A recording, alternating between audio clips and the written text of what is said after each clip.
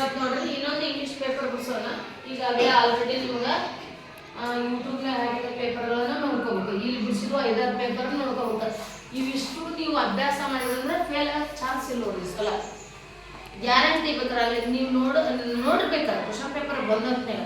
ಆದ್ರೆ ನಾವು ಹೇಳಿದ ಕ್ವಶನ್ ಬಂದಿರಲ್ಲ, ಬೇರೆ ಬರ್ತು ಹಂಗೆ ಮಾಡೋದಿರ್ತೈತಿ. ಈಗ ಸ್ಪೆಲ್ಲಿಂಗನ್ನು ರೀಅರೇಂಜ್ ಮಾಡಿರ್ತಾರೆ. ನೀವು ಹೇಳಿದ ವಿಷಯವನ್ನು ಇಂಗ್ಲೀಷ್ ಮೇಲಿಂದ ಓದಿದ್ರೆ ಅಂದ್ರೆ ನೀವು ಟಫ್ ಆಗೋದಿಲ್ಲ.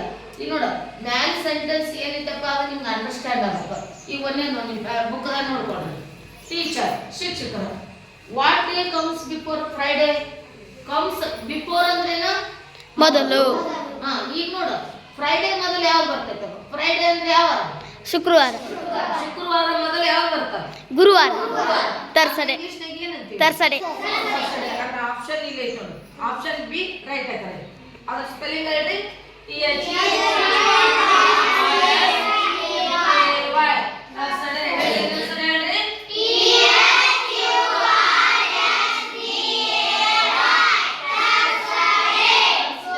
ಕನ್ನಡದಲ್ಲಿ ಗುರುವಾರ. ಬಿಫೋರ್ ಅಂದ್ರೆ ಮೊದಲು, ಆಫ್ಟರ್ ಅಂದ್ರೆ ನಂತರ. ನೆನ್ಪಿಟ್ಕೊಳ್ರಿ. ಫ್ರೈಡೆ ಬಿಫೋರ್ ಅಂತ ಬಂತು ಹಿಂದೆ ಬರ್ಬೇಕು, ಆಫ್ಟರ್ ಅಂತ ಬಂತಂದ್ರ ಮುಂದಿನ ವಾರ ಇಟ್ಕೋಬೇಕು. ಅಲ್ಲ ನೀವು ನೆನಪಿಟ್ಕೊಳ್ರಿ. ಬಿಫೋರ್ ಮೊದಲು, ಆಫ್ಟರ್ ನಂತರ. ಇಲ್ಲಿ ನೋಡ್ರಿ ಬಿಫೋರ್ ಇವತ್ತು ಇಟ್ಕೊಳ್ರಿ, ನಾಳೆ ಬಂದ್ರು ಬರ್ಬೋದು. BFORE ಬಿಫೋರ್ ಅಂದ್ರ ಮೊದಲು. ಆಫ್ಟರ್ AFTR ಆಫ್ಟರ್ ಅಂದ್ರ ನಂತರ ಅಥವಾ ಆಮೇಲೆ. ನಂತರ ಅಥವಾ ಆಮೇಲೆ. ಇವತ್ತೇನ್ ಕೇಳ್ಯಾರ ಗೊತ್ತನ? ಏನ್ ಕೇಳ್ಯಾರ?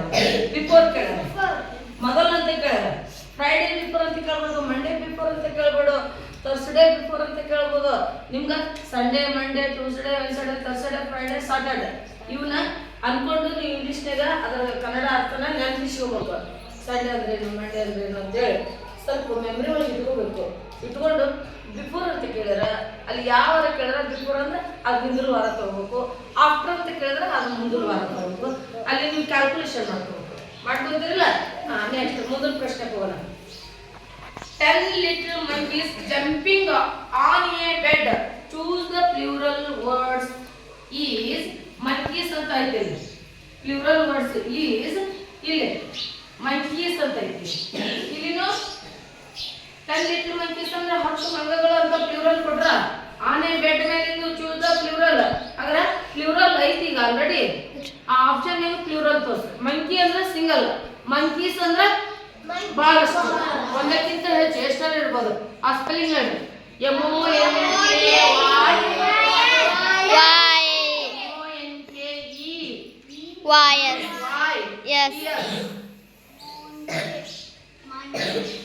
ಅಂದ್ರ ಮಂಗಗಳು.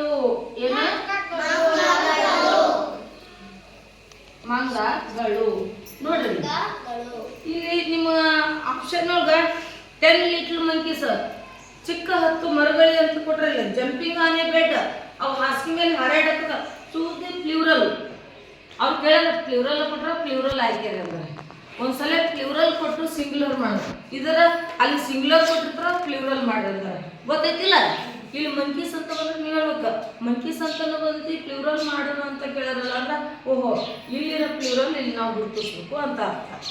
ಅಥವಾ ಇಲ್ಲಿ ಅದನ್ನ ಪ್ಲೂರಲ್ ಮಾಡ್ರಿ ಅಂತೇಳಿ ಅಲ್ಲಿ ಸಿಂಗ್ಯುಲರ್ ಕೊಟ್ಟಿದ್ರಂದ್ರೆ ಅದು ಪ್ಲೂರಲ್ ನೀವು ಹೋಗ್ಬೇಕು. ನೆನ್ಪಿಟ್ಕೊಳ್ರಿ. ಮತ್ತೆ ಏನಂದ್ರೆ ನಿಮ್ಗೆ ಏನು ಮಾಡ್ತಾರ ಹೌದಾ? ನೆಕ್ಸ್ಟ್ ಅವರ ಆಪ್ಷನ್ ಸಿ ಹಾಕೊಡೋಣ. ನೆಕ್ಸ್ಟ್ ನೋಡಿ. The bus moves on the road. Bus road ಮೇಲೆ ಚಲಿಸುತ್ತಾ. ಇಲ್ಲಿ the helicopter fly fill in the blanks. Bus road ಮೇಲೆ ಚಲಿಸಿದ್ರ ಹೆಲಿಕಾಪ್ಟರ್ ಅಂದ್ರೆ ಸ್ಕೈ, ಆಕಾಶ. ಆಕಾಶದಲ್ಲಿ ಹಾರುತ್ತಾ. ಹೆಲಿಕಾಪ್ಟರ್ ಅಥವಾ ಏರೋಪ್ಲೇನ್. ಹೆಲಿಕಾಪ್ಟರ್ ಅಂದ್ರೆ 2-3 ಹೋಯ್ತೈತಲ್ಲ, ಚಕ್ರ ಟೈಪ್ ಹೋಗುತ್ತಲ್ಲ, ನೋಡಿಲ್ಲ? ತಿರುಗ್ತೈತಲ್ಲ, ಕಾಣಕ್ಕೆ ಹತ್ರ ಇರ್ತೈತಿ. ಅದು 4 ಮಂದಿ 3 ಮಂದಿ ಹಿಡಿತೈತೆ. ವಿಮಾನ ಬಹಳಷ್ಟು ಜನ. ಹೌದಾ? ಏರೋಪ್ಲೇನ್ ಅಂತ ಕರಿತೀವಿ. ಅಂದ್ರೆ ರೋಡ್ ಬಸ್ ಮೇಲೆ ಹೋದ್ರ ಹೆಲಿಕಾಪ್ಟರ್ ಎಲ್ಲಿ ಹೋಗುತ್ತಾ? ಆನ್ ದ ಟ್ರ್ಯಾಕ್ ಅಂತಾರ. ರೋಡ್ ಮೇಲೆ ಹೋಗುತ್ತಾ. ಆಮೇಲೆ ಆನ್ ದ ಸ್ಕೈ ಅಂತಾರ. ಆಮೇಲೆ ಆನ್ ದ ವಾಟರ್ ಅಂತಾರ. ಇನ್ ದ ಸ್ಕೈ ಅಂತ. ಆನ್ ದ ಸ್ಕೈ ಹಚ್ಚಬಾರ್ದು. ಆಕಾಶದಲ್ಲಿ ಅನ್ಬೇಕಲ್ಲ. ಆಕಾಶದ ಮೇಲೆ ಹೇಳ್ತಿದ್ದಾನೆ ಆ ಮಗನ ಯಾರ ಆಕಾಶ ಅನ್ನೋದು ನಿಮ್ಗೆ ಗೊತ್ತಿತ್ತು ಆ ನಚ್ಚಿದ್ರೆ ತಪ್ಪಾಗತ್ತ ಆಕಾಶದಲ್ಲಿ ಅನ್ಬೇಕಾದ್ರೆ ನಾವು ಇಲ್ಲಿ ಇನ್ ದ ಸ್ಕೈ ಏನನ್ನಪ್ಪ ಅಂದ್ರ ಆಕಾಶದಲ್ಲಿ ನೀವೇನ್ ಬರೆಯೋದಿರಲ್ಲ ಹ್ಯಾಂಡ್ ರೈಟಿಂಗ್ ನಿಮ್ಗೆ ಖರಾಬ್ ಆತ ಅಂತ ಹೇಳಿ ತಲೆ ಕೆಡಿಸ್ಕೊಳ್ಳೋ ಅವಶ್ಯಕತೆ ಇಲ್ಲ ಓನ್ಲಿ ಟಿಕ್ ಮಾಡೋದು OMR ಸ್ಕ್ರ್ಯಾಚ್ ಮಾಡೋದು ಹರಿಬಾರ್ದು ನೈಸಾಗಿ ಮಾಡಬೇಕು ಬಾರ್ಡರ್ ದಾಟಿ ಹೋಗ್ಬಾರ್ದು ಭಾಳ ಕೇರ್ಫುಲ್ ಆಗಿರ್ಬೇಕು ಗೊತ್ತಾಯ್ತಾ ಆಪ್ಷನ್ ಹಾಕೊಂಡ್ರಿ next I cross the road when the signal is ನಾನು ರೋಡ್ ಕ್ರಾಸ್ ಮಾಡ್ತೀನಿ when the signal road cross ಮಾಡೋರಿಗೆ ಸಿಗ್ನಲ್ ಬಂತು ಅವಾಗ ನಾ ಏನ್ ಮಾಡ್ಬೇಕು ವೆರಿ ಗುಡ್ ಏನ್ ಮಾಡ್ಬೇಕು ಸ್ಟಾಪ್ ಮಾಡ್ಬೇಕು ಆಗ ನೋಡು ಸಿಗ್ನಲ್ ಅಂದ್ರೆ SIGNAL ಹೇಳ್ರಿ ನೋಡೋಣ ಸ್ಪೆಲ್ಲಿಂಗ್ SIGNAL ಏನನ್ಬೇಕು ತಪ್ಪು ಸಿಗ್ನಲ್ ಸ್ಪೆಲ್ಲಿಂಗ್ ಏನೇ ಮಾಡ್ರಿ